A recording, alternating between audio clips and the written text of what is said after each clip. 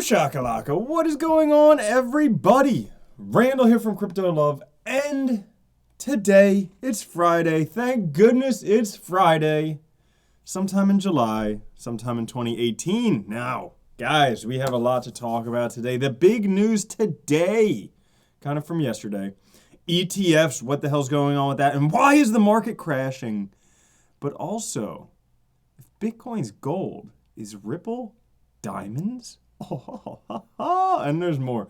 So, guys, taking a look at the overall markets today, most things are down, not Vechain, because, you know, they got an airdrop coming up. We'll talk about that in a minute and what I would recommend doing for that. Although it's not financial advice, not telling you what to do. Furthermore, read the damn disclaimer. I'm tired of saying that for people. But, guys, welcome. Love all you guys. First on the like button. What's up, Bitcoin Coffee? Luigi big time smashing the shit out of that like button with your elbows, because you got to go with the elbow. Otherwise, fingers are too dainty for the like button. Just bam. Now, pow. What is up? All right. So, yeah, smash it. Subscribe if you haven't. Also, if you want to win a shirt, make sure you comment on this video and every other video, enter for your chance to win, or you can just go buy one right over there. So, taking a look at things today, market cap back to $287 billion. We have been fluctuating up and down and up and down. Actually, this may be a little bit changed. Hang on. $295 billion. Okay, sorry. There was like $8 billion difference from 20 minutes ago. All right. So Bitcoin has just been fluctuating right around $8,000, going up, going down, going up, going down, going up, going down. Bitcoin dominance, again, growing 47.3%. Right now, the price of Bitcoin, $8,144. Ethereum, $467. Ripple, 45 cents. Bcash, $815. EOS, $835. What are some big ones? Vechain, $246. Holy crap. Neo, only $33. What a deal. Ethereum Classic, $16. Probably won't stay there for long. But let's take a look, specifically the big gainers for today. Yeah, Pivx, Bitcoin Gold, Zencash. I wonder what their announcement was. I didn't look that up. But Bitcoin today, guys, I'm telling you, you can't make these numbers up. I mean, I could tell you almost to a T where Bitcoin's going to go just based upon the Fibonacci retracement and previous support and resistance. It's almost incredible how easy it is. I mean, you look at that. We were just sitting on this Fibonacci line for a while, right at 7,400. Then bounced up, saw a little bit of resistance at this previous resistance, broke through that all the way to this next Fibonacci line at 8,400, saw some resistance there, dropped down to previous support. If you zoom back out here, previous support there, boom, support again there, right? That was right at 7,900, and then bounced back up, and we're still sitting in this positive channel. It's amazing how this stuff works out. I mean, you really don't need to be a genius to do technical analysis. You just, easy. Now, Bitcoin is sitting above the 100-day moving average. The first time that's happening since this stint in April to May. Okay, it is sitting above the $100 average, 100-day average. Still sitting below the 200-day average. And it's been noted that I think 5 out of the past 6 years, if you bought Bitcoin, or 5 out of the past 6 times Bitcoin was below the 200-day average, if you bought it and sold it a year later, you'd be in for over 250% gains. So that would put Bitcoin at like 20 grand if you buy it, sell it a year later. Now, what am I doing? Well, I'll tell you, I am looking, just keeping an eye on this MACD, because you know, prices are going to fluctuate. This was due to the stuff about the Winklevoss ETF. We know the Winklevoss ETF is just blah, blah, blah, blah. But keeping an eye on this, because as soon as the blue line, the MACD, crosses over the orange line, a signal line, then things might be in for a downturn. But until then, we're still going up. We're going up, baby. Where are we going to stop? Well, I don't know. But here's the news that kind of spurred the sell-off yesterday. The rejected Winklevoss Bitcoin ETF. Pretty much, this news shook the crypto markets immediately. Many traders were confused as to whether this was the highly anticipated ETF that would send Bitcoin prices through the roof. Well, it's not. It was expected that the Winklevoss ETF was going to fail, and that the ETF that people are really excited about is the Van Eck one sponsored by CBOE. Now, that's coming up maybe later this year, maybe in March. So, that's when it's expected to be approved or denied. However, out of this big debacle, number one, I made a video which got a lot of views, so, that's pretty important. But number two, the SEC commissioner strongly disagreed with this. So, oh yeah, stop the FUD. Nobody needs to worry about that. But this SEC commissioner wants the ETF approved. She has only 1,700 followers. Let's show her some support. Now, that was made like 15 hours ago. She only had 1,700 followers. Well, guess what? Now she has almost 9,000 followers. And guess what? I'm going to follow her too, just to add one more. Boom! I'm following her too. I'm going to unfollow because I hate politics and stuff like that and just all this stuff. But I followed her. You guys should follow her too if you like following people on Twitter because she's supporting us. She is like the Joan of Arc against the SEC, fat people who don't. She has this letter of dissent, all right? And basically, she dissents this whole thing. But basically, I'm just going to do a little story time with you guys, just a little bit, because here's what it is. So, conclusion. By precluding approval of cryptocurrency, I'm not going to read that to you guys. Basically, the commission is not well positioned to assess the likelihood of either outcome for Bitcoin, whether it succeeds or fails. Offering an ETP or ETF just allows people to make that choice for themselves. It shouldn't be in the SEC's thing to deprive investors of the choice. So she rejects it. She dissents. That's pretty cool. Go support her. Anyways, other stuff in the news today. Charlie Lee. All right? Charlie Lee. Last time we heard from him was when he sold all of his Litecoin at the absolute high when Litecoin was $250. All right? Now, he's talking again. He says selling his Litecoins was a relief. Apparently, he doesn't just hodl. He just sells.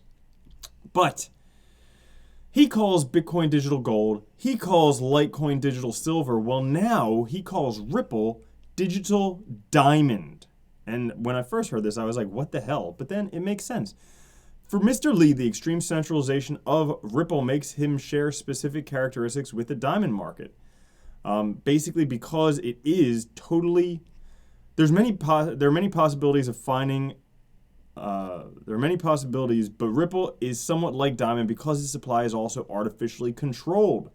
And diamonds are actually advertising. If you want to buy Ripple for marriage, it's very valuable. So yes, I agree with him there. Ripple is like diamonds because the supply is completely controlled.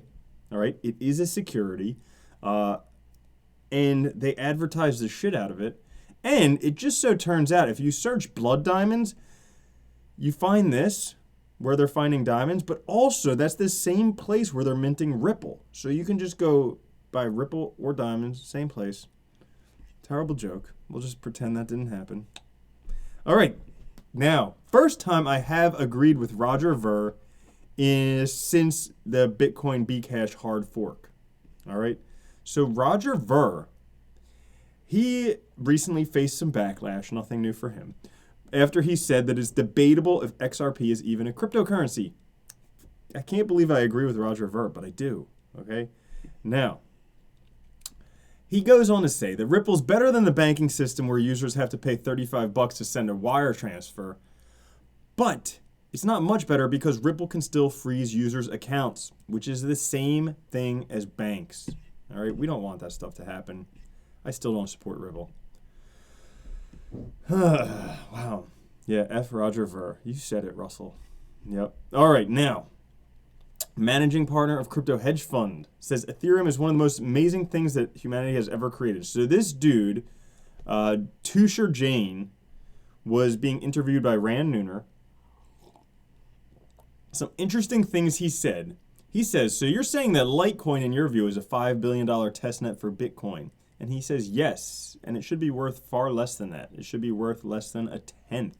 So he thinks that Litecoin is really not going to do anything. I can kind of see where he's coming from because once Lightning Network is in production mode, which should be within a year, what's the advantage to using Litecoin?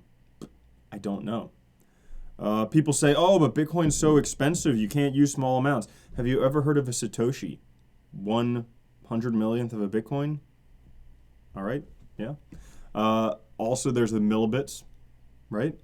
So he goes on further. What are your favorite protocols today? He says Ethereum. I've always thought it was a fantastic protocol. I think the Ethereum network is one of the most amazing things humanity has ever created, aside from the fleshlight and VR porn. They edited that out of that, obviously. Duh. Okay, so going on to further stuff. Back to the moon with Coral, the open decentralized way. So check this out. An open decentralized blockchain-enabled Coral program will demonstrate additive manufacturing, another way of calling it 3D printing, on the lunar surface to 3D print homes for lunar settlers. Crazy. Okay? It's a blockchain-based Coral program named after coral in the ocean.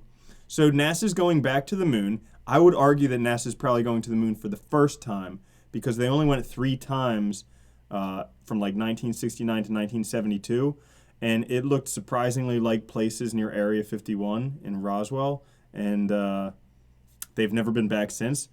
But they're looking to now establish a long-term presence on or around the moon. So the moon village could be 3D printed on sites using construction materials available on the moon, just like Cory Doctorow describes in his delicious novella, The Man Who Sold the Moon, and the David Bowie song, right? The Man Who Sold it. Mm-hmm. Yeah. So we'll have to see. They're saying we're going to have astronauts on the moon by the mid-2020s, probably 2025, 2026. That could be, in my opinion, the first time there's ever anyone on the moon. But, I'm just a conspiracy theorist. Partners of Stellar Lumens, SatoshiPay takes giant leap to go public on London Stock Exchange. So, more good news for Stellar, another one of their partnerships, doing pretty well, going public on the London Stock Exchange, gaining access to extremely flourishing liquid market and institutional investors.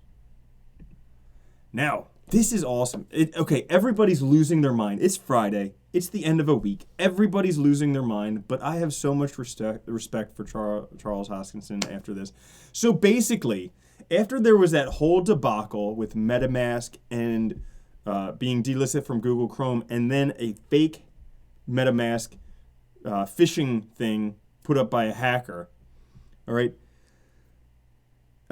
Charles Hoskinson reached out to MetaMask to verify some stuff, and they said, could you please reach out to support@metamask.io? Thanks. And he's like, are you freaking kidding?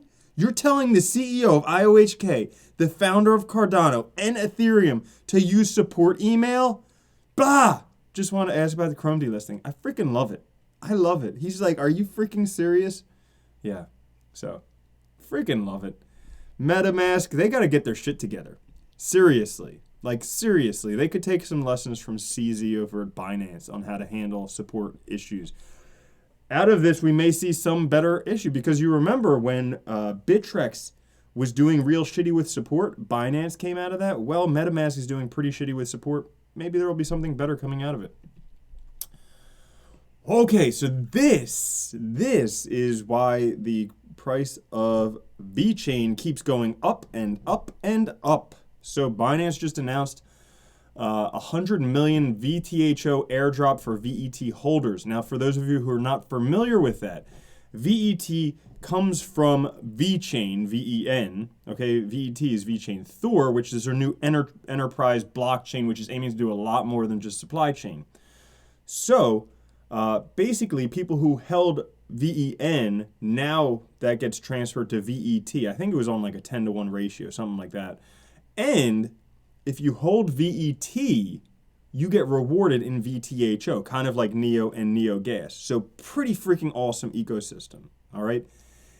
And Binance announced that because of this new thing, they're going to airdrop 100 million VTHO tokens to holders of VET. Now they're going to airdrop them to anybody holding them by August 1st, 2018. The airdrop will be completed by August 5th, 2018. So I don't know what the date is today. It's before August 1st. So what I would do if you didn't already have Vechain, and this is not financial advice, this is just what I would do. Price is probably going to continue going up until August 1st because everybody wants to be airdropped their free VTHO and then sell them for whatever they want. So, or hold on to them, So, buy them up until August 1st, and then you can decide if you want to sell or not, because guaranteed the price will drop a lot after August 1st. How much? We don't know, but a bit. So that's my thoughts on that. Now, last little piece, I'd like to end it with a little bit of good news every once in a while. First thing is Bitcoin can reach $50,000 in 2018 based on 3 factors. Those 3 factors are human psychology, ETF speculation, and the influx of big money investors. So Bitcoin traders prefer round figures. That's why he thinks the price is going up to $50,000 by this year. Damn, that'll be awesome. Bitcoin traders prefer round figure. Oh, I already said that. SEC approved ETF in the works, even though the Winklevoss one was rejected. The CBOE one is probably going to be approved. All right, or if not, it'll be approved sometime in the future. And lastly, institutional investors. We all know Coinbase, custody, all those things. Institutional investors are coming. Now, that's the good news, because Bitcoin is going to be retardedly expensive. It's going to be awesome. I mean, these are the prices. You may not see them forever. So today I have a video coming out on a cryptocurrency that you guys have been asking about forever, HPB. I finally did a review of it. It's coming out tonight at 5 p.m. So make sure you check that out. And also I'll be doing one of data tomorrow. But also this weekend, I'm going to be at NASCAR again. So my man Rusty hooked it up, getting some crypto sponsored. NASCAR is going to be at the Gander Outdoors 400 in the Poconos. Should be awesome. All right. So maybe I'll be able to live stream from there. I don't know. I wasn't able to last time just because they have like some phones just don't work there. I don't know. But also coming up, I will be at Coinvention in Philadelphia, August 30th and 31st. So if you're in the Northeast, check that out. Links down in the description. Also, the crypto conference to end all crypto conferences, World CryptoCon in, where is this? In Vegas, Sin City. That's right. October 31st through November 2nd. Make sure to check this out because this thing could be freaking sick. You get $250 off a ticket by using my referral code down in the description. And if 200 people sign up using that code, I get a Lambo for the week and I'll drive you guys around in it. So make sure you do that. Lastly, guys, if you want to win one of these shirts, make sure you comment on this video and every other video. And yesterday we had 4 videos. All right. The news video is 1. Live stream with crypto disruption was awesome. That was number 2. The Bitcoin ETF video is 3. And the live stream with Cornucopia was 4. Count them 4. 4 videos yesterday. That's a lot. That's more than many other YouTubers. But I just don't quit. I keep going. Okay, ready? Number 2. Number 2. Live stream with crypto disruption. All right. All freaking right. Let's see. Guys, that was a good one. Had a fun time on there. I'll probably be doing that again. Gonna have some crazy huge live streams. Maybe BitBoy, crypto disruption. Everybody. Oof. It'll be awesome. 22 comments. Good luck to whoever wins this one. Good luck, good luck, good luck. Greg B. Most of the world knows nothing about crypto. They're lost. Good point, Greg B. They're lost, but guess who's gain? Our freaking gain. Guys, it's so early on. It's incredible. Last night, I was talking with, oh, wait, guys, hit back. Okay, so last night, I was talking with Carlston Klein, the CEO of Cornucopia. So basically, he's been in Wall Street since like 2000, long time ago, back when they were having awesome parties, okay? He's been doing pre-IPOs for the past 6 years or something because that's one of the best ways to make money outside of crypto. And, yeah, he agrees. We were talking afterwards or during. This is like the revolution to end all revolutions. Maybe not to end all revolutions, but this is the revolution of our lifetime. Being involved in this, staying in it. Oh my gosh, it's going to be mind-blowing. Like the prices we see right now for this stuff, can't even imagine where it's going to be. Can't even freaking imagine. It's going to be awesome. Still very early on. I mean, we don't even have like a very easy working payment solution. And that's like version 1.0 of cryptocurrency is just an easy, effortless payment solution. We don't have that yet. That's the beginning. Okay, so we're like back in the days of the internet when it took like 15 minutes to download a picture. Okay, you know what pictures I'm talking about. So we're still in those like slow times. Imagine where this is going to grow. Imagine what it's going to be like to be part of this.